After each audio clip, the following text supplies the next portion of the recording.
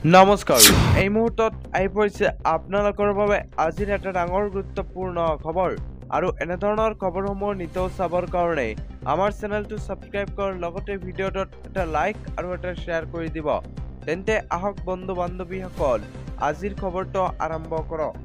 এই মুহূৰ্তত আহি পৰিছে এটা বিগ ব্ৰেকিং নিউজ শীঘ্ৰেই ৰাজ্যৰ প্ৰাথমিক বিদ্যালয়ত সৃষ্টি কৰা হ'ব প্ৰধান শিক্ষকৰ পদ হয় বন্ধু বান্ধৱীসকল শীঘ্ৰেই ৰাজ্যৰ প্ৰাথমিক বিদ্যালয়ত সৃষ্টি কৰা হ'ব প্ৰধান শিক্ষকৰ পদ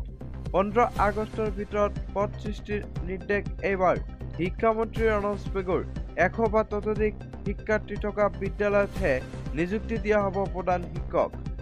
শিক্ষামন্ত্ৰী ডক্টৰ ৰণোজ পেগুৱে সদৰি কৰিলে এই কথা শীঘ্ৰেই ৰাজ্যৰ প্ৰাথমিক বিদ্যালয়ত সৃষ্টি কৰা হ'ব নতুন প্ৰধান শিক্ষকৰ পদ 15 আগষ্টৰ ভিতৰত সৃষ্টিৰ নিৰ্দেশ শিক্ষামন্ত্ৰী ৰণোজ পেগুৰ 100 বা ততোধিক শিক্ষাৰ্থী থকা বিদ্যালয়তহে নিযুক্তি দিয়া হ'ব প্ৰধান শিক্ষকক শিক্ষামন্ত্ৰী ৰণোজ পেগুৱে সদৰি কৰিলে এই কথা